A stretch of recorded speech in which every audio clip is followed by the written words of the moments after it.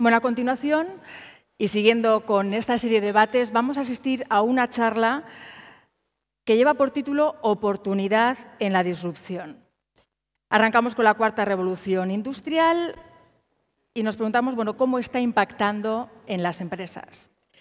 Nos preguntamos cómo se pueden ordenar todos estos cambios que se están produciendo, la destrucción de puestos de trabajo a corto plazo, también la demanda de nuevos empleos, de nuevos puestos de trabajo y las necesarias políticas del sector público para hacer esta transición algo más sencilla. Bueno, para poder entenderlo en profundidad, mientras situarnos en este panel, vamos a asistir a una charla que van a mantener ahora mismo la periodista Gloria Lomana, que va a charlar sobre este asunto tan importante y tan interesante con el presidente del BBVA. Está aquí también Francisco González. Por favor. Gracias, presidente.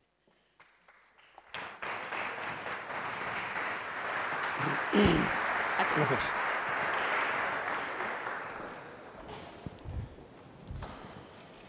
Pues muchísimas gracias. En primer lugar, al presidente del banco, del BBVA, porque es una enorme oportunidad tenerle aquí entre nosotros.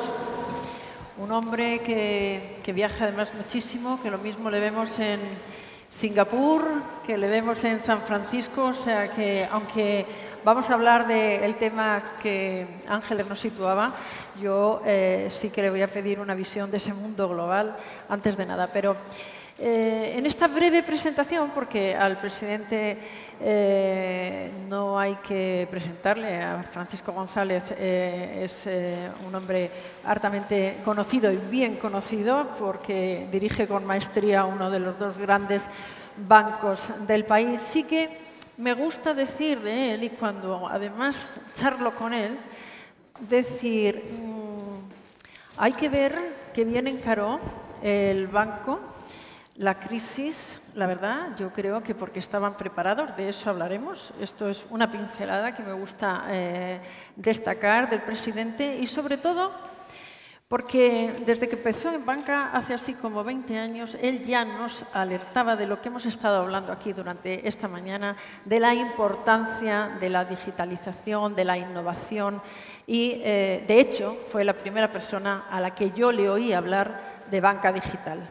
De todo eso vamos a hablar enseguida, pero antes le quiero hacer esa pregunta.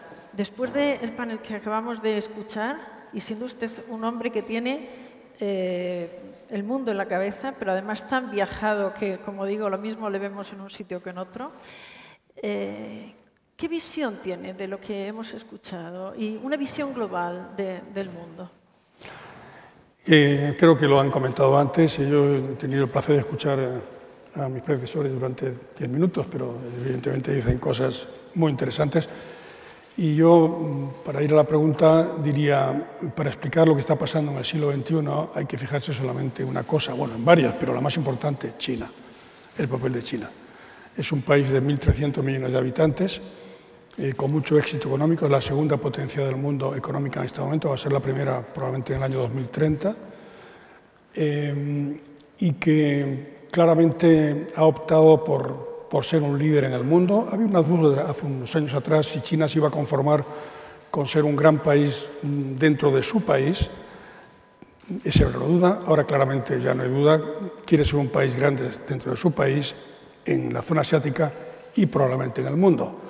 Y si vemos lo que se está resolviendo o decidiendo en el Congreso del Partido Comunista estos días, que me parece que termina hoy, claramente se reafirma el papel de Xi Jinping como presidente, ya se rompe el mandato de 10 años y puede aspirar a más tiempo, es una cosa muy significativa y claramente se quiere potenciar el ejército. Por lo tanto, China va a ser es una potencia relevante, pero claramente rompe el equilibrio bipolar entre Estados Unidos y Rusia y se configura como un poder enorme y por lo tanto vamos a estar en un multilateralismo que va a afectar sin duda digamos, a nuestro mundo y claramente hay una tendencia desde el punto de vista económico y algo más que económico, lo decía el ministro antes, de desplazar el poder del oeste hacia el este, después de 250 años de dominio del oeste, ahora en el este se está gestionando la mayor parte del crecimiento. De hecho, los países emergentes, no solamente en Asia, pero en el mundo ya representan el 60% del poder de paridad de compra, y claramente el gran crecimiento está ahí por dos factores, básicamente. Uno, por el dividendo demográfico, que es muy importante, y porque el gap tecnológico que había entre oeste y este se está achicando muchísimo, y de hecho, como consecuencia de la revolución digital, en algunos temas el Asia está yendo más rápido que el mundo occidental. Esa revolución digital, al final, aunque queríamos, esta mañana hemos hecho un primer panel con grandes empresarios para analizar la situación del momento y luego avanzar a ver las oportunidades, los retos y las oportunidades globales, como hemos estado escuchando ahora, y luego por la tarde hablar de digitalización. Al final, es verdad que la revolución digital está sobrevolando toda la jornada, lógicamente, porque, claro, todos los sectores, todos los empresarios, todas las empresas tienen que acostarse viendo cómo se vuelven a reinventar a la mañana siguiente a toda velocidad. Yo decía que usted ha sido, desde luego, yo la primera persona que le oí hablar de banca digital, como decía, pero respecto a esta revolución, esta cuarta revolución, esta revolución digital, que también yo creo que será dolorosa. Sé que ustedes están trabajando en papeles que no sé hasta dónde me podrían decir, pero en primer lugar, ¿será dolorosa en términos de empleo? Y en segundo lugar, ¿qué políticas se deberían de implementar para que no fuera así? Aunque yo sé que también en lo que usted está trabajando también habla de oportunidades y de transformación. Eso es lo que yo querría que nos contara un poco de cómo afrontar esta transformación digital, que lo que nos puede traer ahora es devastar empleo en el cortísimo plazo. Bueno, yo creo que para entender lo que está pasando hay un artículo, bueno, un libro muy interesante de Steve Case, que fue el fundador de American Online, que habla de tres olas en lo que es la revolución digital. La primera es cuando tenemos acceso a Internet, finales de los 80, primeros de los 90. La segunda es la crisis de las tecnológicas en el año 2000, y ahí surgen compañías enormes que crean nuevos productos o atienden a nuevas necesidades que antes no existían, caso de Google o caso de Facebook. Y ahora entramos en la tercera ola, que va a ser la más importante, donde el mundo digital entra ya en sectores, digamos, establecidos, sectores incumbentes. Hablo de la educación, del transporte público, por supuesto de la salud, de las finanzas. Y ahora ese impacto va a ser mucho más grande. Al principio el impacto fue más pequeño porque no tocaba, digamos, economía real. No afectaba a la economía que estaba, a la incumbente. Ahora va a afectar a la economía incumbente. Y aquí hay un debate enorme en este momento, y su pregunta es, ¿esto crea o destruye empleo? Bueno, yo creo que centrar el debate allí no es correcto. Yo creo que lo que hay que ver es, hay que hacer la pregunta, ¿esto es bueno o es malo para la humanidad? Esa es la gran pregunta, y luego ya iremos bajando. Bueno o malo, en todo caso, es lo que tenemos. Tampoco podemos... Claro, pero, digamos, si nos retrocedemos en la historia, en otras revoluciones, al final siempre ha pasado lo mismo. Es decir, al principio hay mucha tensión y luego se crea mucho más riqueza para todos, y normalmente esa riqueza se distribuye mejor, ¿no?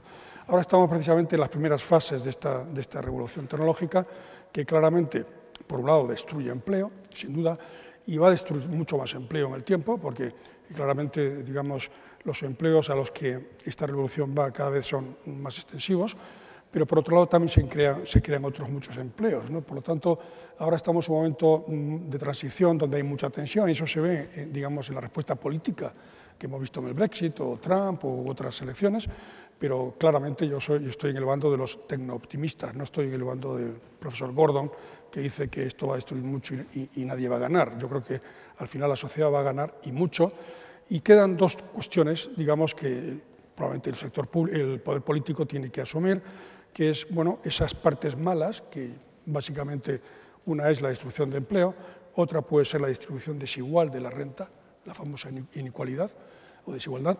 Esos son dos temas que el poder político y el poder público tiene que, digamos, tiene que resolver o ayudar a resolver. El del desempleo hay que resolverlo claramente atacando la educación, es decir, reentrenando a todas estas personas para que puedan, digamos, de encontrar un puesto de trabajo, porque no hay falta de empleo en el fondo, lo que hay es un mismatch enorme entre las capacidades de las personas y la necesidad de los nuevos empleos. Por cierto, yo he estado en esos viajes que hago por todo el mundo varias veces al año. He estado en Israel hace 3 semanas y he estado 2 días hablando solamente con startups de un tema específico que se llama Cyber Security. Y ahí decían que solamente en el tema de Cyber Security hay más de 1 millón de empleos que se ofrecen y que no se cubren por falta de gente preparada.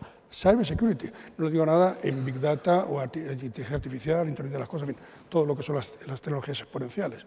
Por lo tanto, ahí hay un tema muy importante, la educación.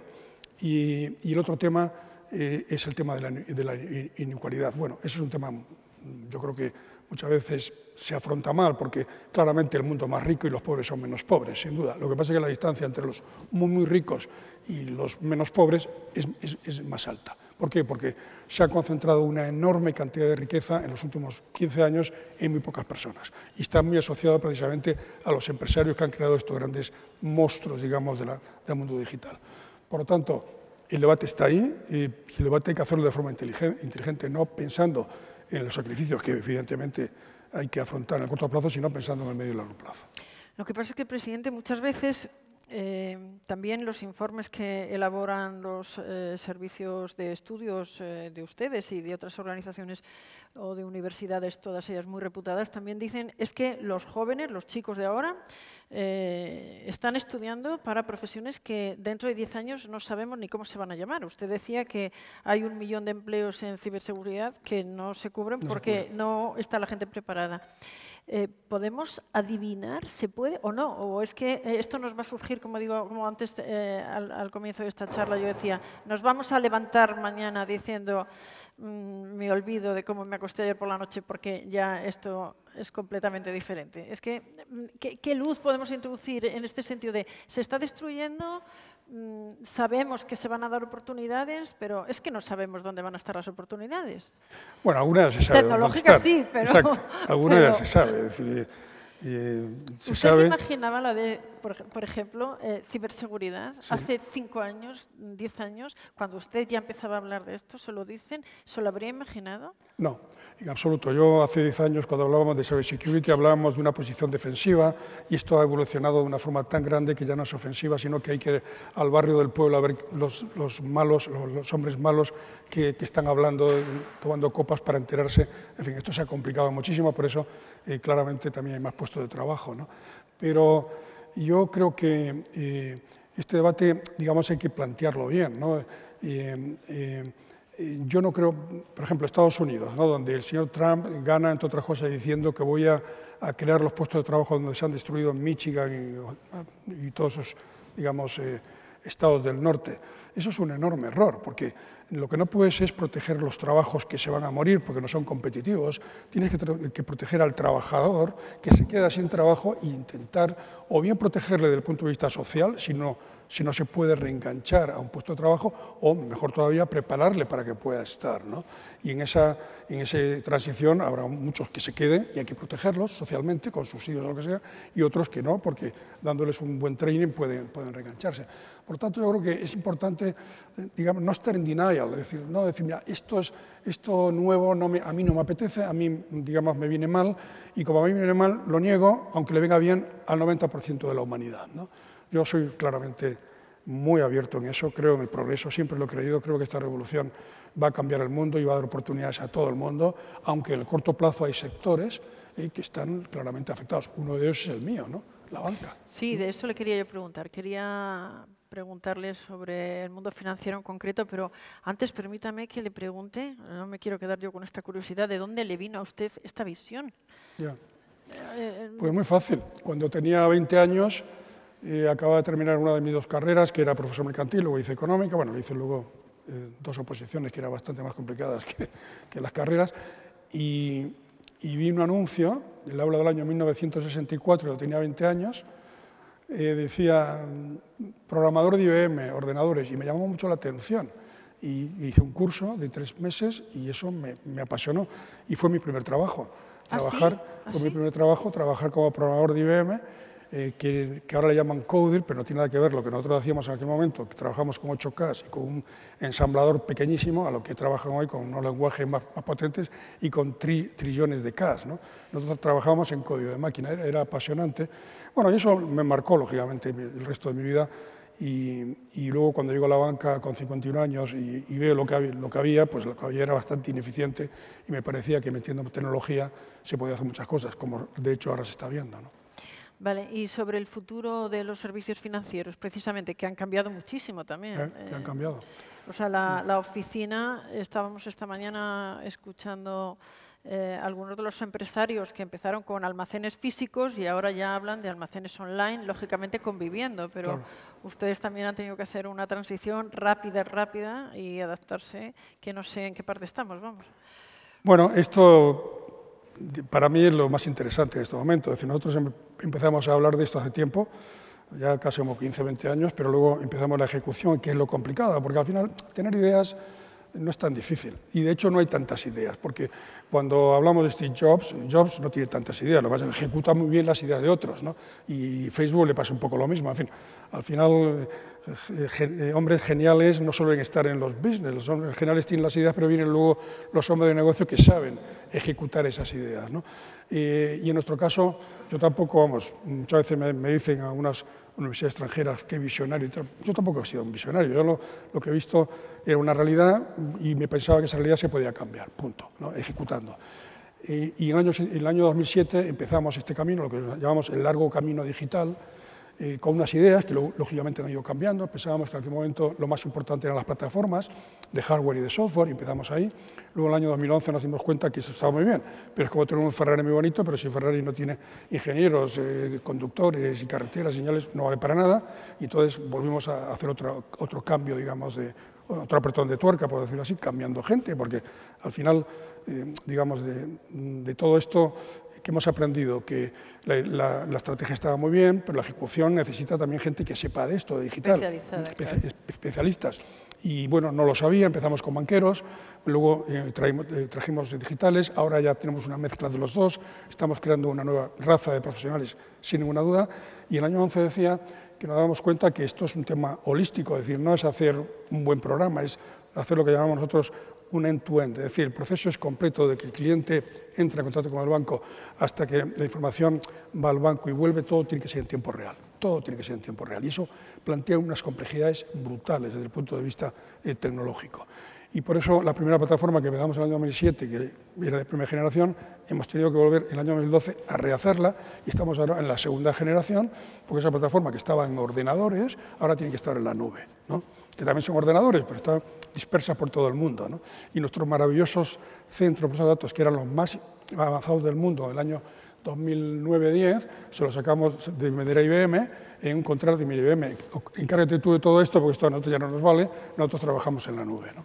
Entonces, bueno, todo esto está cambiando y ahora sí estamos viendo, después de 10 años y de muchos errores y mucho sacrificio, pues cosas muy interesantes. Nos estamos viendo que el 40% de nuestros clientes trabajan en digital, de toda nuestra base, de esos son 20 millones, 50% son 20 millones. ¿Quizá porque se identifica más a su banco también con lo digital, o no, o es genérico?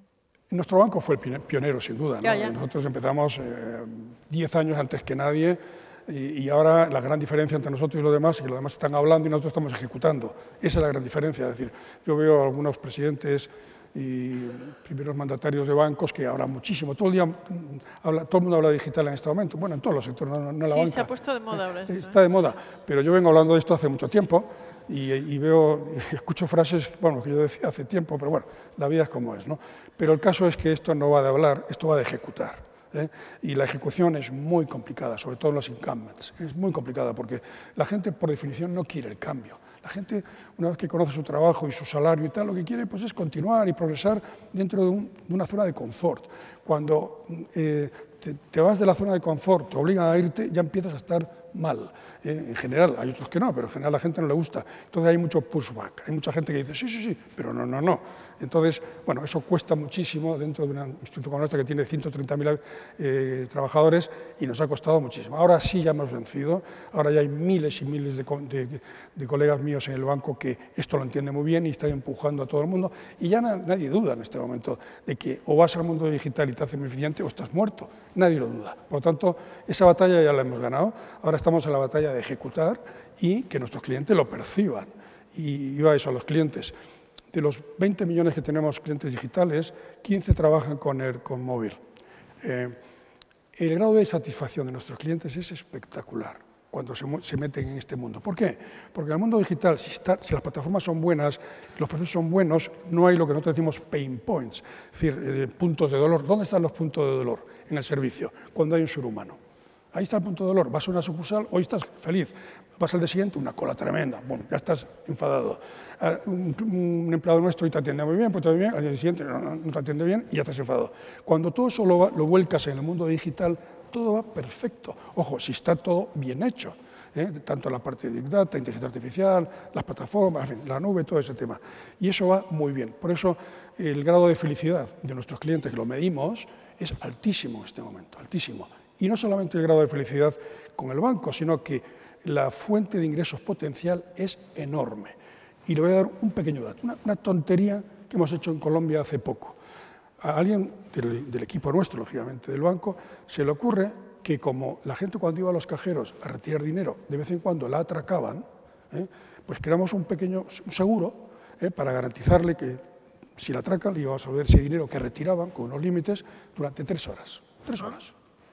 Entonces, llegas al ATM, al cajero, quieres suerte, sí, pagas 60 céntimos de dólar y te aseguran 3 horas. ¿Sabe cuántos pólizas de esa vendemos en nuestro por mes? Ni idea, vamos, no soy capaz. 600.000 ¿Sí? por mes.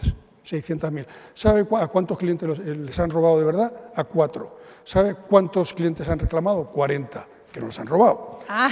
Por lo tanto, porque tiene que ir a la policía, etcétera. Pero esto no era España, ¿verdad? No, esto es en Colombia. No, es un producto específico de Colombia. Pero en España tenemos otro que hemos lanzado hace 3 semanas, que se llama B-Economy, donde le estamos diciendo a los clientes cuándo va a tener que pagar la hipoteca, o no te gastes este vino o esta cena porque si no, no sé qué, cuál es tu grado de salud financiera, de 0 a 100. Estamos dando todo ese tipo de información basado, lógicamente, en Big Data e inteligencia artificial, ¿no? Vale, retomo. Porque antes le decía, ¿y cómo va a ser el futuro de los servicios financieros? Porque mire que yo hablo ya también de servicios financieros, porque sí, claro, es que estamos todo el tiempo hablando de clientes y de esa exigencia. Y entonces me decía de dónde venimos, dónde vamos, pero yo quiero saber dónde vamos a estar en 2 o 3 años, porque es, bueno, además tienen un 60% todavía de clientes que no se mueven en ese digital y hay que seguirles dejando oficinas y además seguramente probablemente son los que más ahorros tienen porque es gente más mayor, o sea que tampoco creo que la tengamos que... Bueno, no sé por qué hablo en plural, la tengan ustedes que desatender, pero quiero decir... Salvo que quiera hacerse banquera, que se puede hacer, no hay ningún problema. Pues pero... podríamos intentar, pero no es el caso a día de hoy. No es la mejor profesión del mundo en este momento, pero bueno. Pero el tema que le decía es, ¿qué va a pasar con las oficinas? Y sobre todo, no con las oficinas, pero sí con ese futuro inmediato. ¿Cómo se imagina usted, que se imaginaba desde atrás lo que iba a pasar?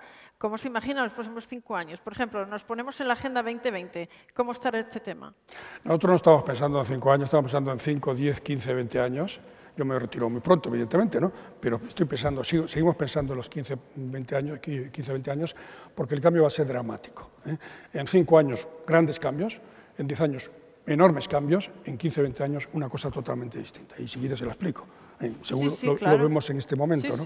En 5 años, el banco nuestro, y probablemente alguno más, va a estar ya en la nube, con plataformas absolutamente, digamos, globales, con diseño de productos y lanzamiento a nivel global, por lo menos en el 80%, intentando trabajar como trabajan los grandes digitales. Es decir, los grandes digitales trabajan con unos sistemas muy centralizados, porque ahí es donde está el cerebro, ¿no? Todos los expertos, los data scientists, los ingenieros, toda esta gente tiene que estar más o menos concentrada. No digo físicamente, pero que estén, digamos, coordinados en el diseño y lanzamiento de productos. Y luego habrá un 20% en el caso nuestro como banqueros, porque hay regulación específica que hay que seguir.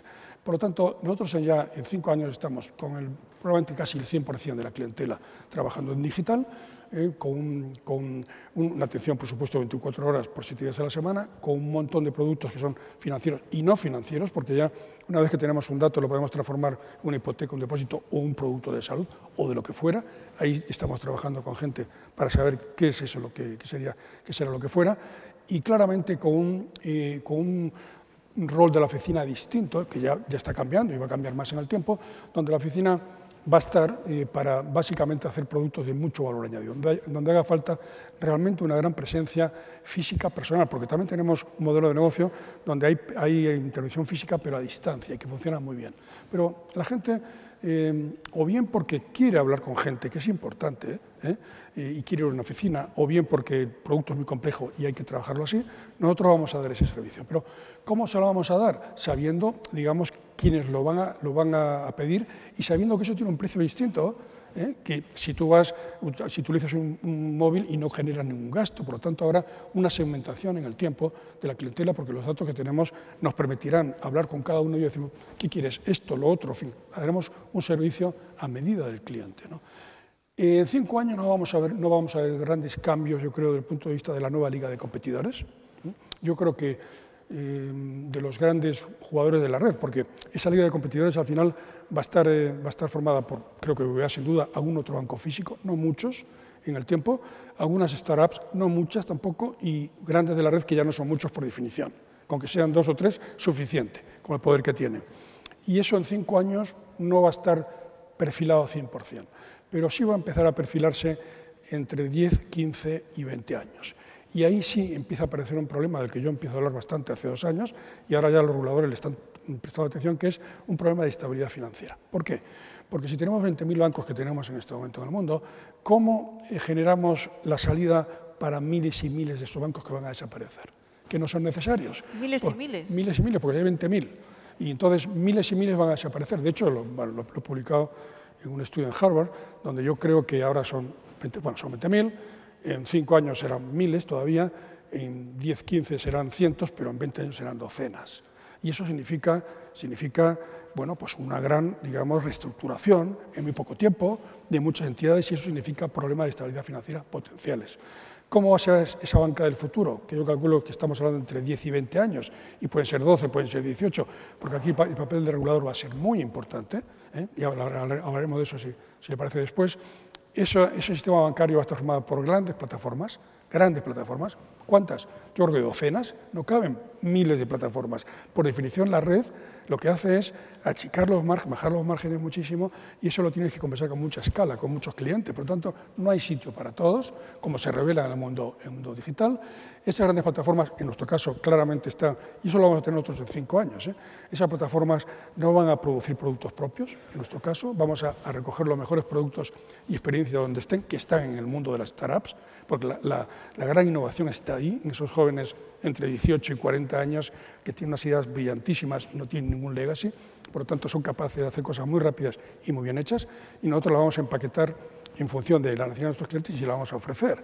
Por lo tanto, vamos a ser una plataforma como es Netflix, como es Amazon o como son otras plataformas, probablemente con cosas que van a evolucionar en el tiempo, ¿no? Pero ese mundo de grandes plataformas genera el tema de la regulación. El banco como tal, como lo hemos conocido, desaparecerá en el tiempo. Claro que tendrá sus sucursales y todo eso, pero digamos en un entramado donde todo funciona en tiempo real, donde nosotros recibimos en este momento tenemos 1.100 millones de transacciones por día, teníamos 250 millones hace 7 o 8 años, van a ser 2.000 millones pronto y varios miles de millones pronto, y para eso necesitamos datos tan grandes, donde estamos trabajando con esos datos en tiempo real, transformando esos datos en información para los clientes o en productos. Eso es complejísimo, complejísimo. Necesita mucho tiempo, mucho dinero y gente muy buena, y eso no está al alcance de cualquiera. Está al alcance de muy pocos bancos grandes, muy poquitos, y desde luego de startups y de los Googles o Amazon de turno. ¿Cuál es el tema? Y ahora se empieza a hablar de esto. Se están creando unos monstruos, bueno, se han creado unos monstruos enormes. Google es un monstruo en el buen sentido de la palabra, ¿no? Facebook, Apple, por supuesto, Microsoft, son compañías muy grandes. De hecho, las 5 primeras compañías del mundo son tecnológicas, en valores que oscilan entre 400.000 y cerca de 700.000 millones de dólares. La capacidad de estas compañías es enorme. Por lo tanto, ya se empieza, y si sigue la empresa americana, ya se empieza a generar un rechazo por parte de la sociedad, decir, estos señores tienen demasiado poder. En el media se está viendo muy bien. Sí, una el 80%, enorme, claro. El 80% de la publicidad se la está llevando, de la nueva, se la está llevando Google y Facebook, y por lo tanto hay el problema de las fake news y todo eso. Entonces ya empieza a haber una reacción por parte, vamos a decir, del sistema, donde los policymakers empiezan a decir, oye, ¿a dónde vamos? ¿No? Y yo creo que eso va a ser inevitable. Va a haber una regulación para buscar el antitrust, el exceso de poder de esta gente, y eso va a afectar también a la banca. Por lo tanto, todo este proceso que yo hablo de 20 años se produce en mente por los reguladores, si no se produciría en 5 o quizá en menos. Y la regulación para nosotros es una gran ventaja porque de alguna forma nos puede garantizar, espero, un level play field para todo el mundo. Porque nosotros no queremos ser un banco con capital y liquidez, competir contra un banco Google sin capital y sin requisito de liquidez. Queremos que haya un level play field, ¿no? Bueno, yo sabía que los 30 minutos que íbamos a tener me iban a quedar cortísimos, o sea que ustedes juzguen. Muchísimas gracias, de verdad, don Francisco González, pero solamente una cosita. ¿Le he entendido así de pasada que usted se va a retirar pronto? Sí, claro. No voy a estar aquí toda la vida. Sí, Llevo pero 21 años. Ha dicho usted pronto, ¿eh? Sí, pronto. He cogido yo perfectamente el adverbio y era ese. Muy bien. Antes de despedir esta mañana, querría que, por supuesto, ahora le den un aplauso a nuestro último invitado de la mañana, pero quería pedirles, por favor, un aplauso especial a mi amigo, a mi compañero, a mi inspirador, Ignacio Quintana, que es el director de todos los summits que esta mañana nos comentaba Andrés Rodríguez que tienen ellos en marcha. Y de verdad, esta jornada tiene este orden, este trabajo, estos invitados tan estupendos, gracias a la colaboración de una persona como él, que le quiero pedir un aplauso. Y, por supuesto, a nuestro invitado, don Francisco González, muchísimas gracias por estar aquí. Gracias, un lujo. Muchas gracias.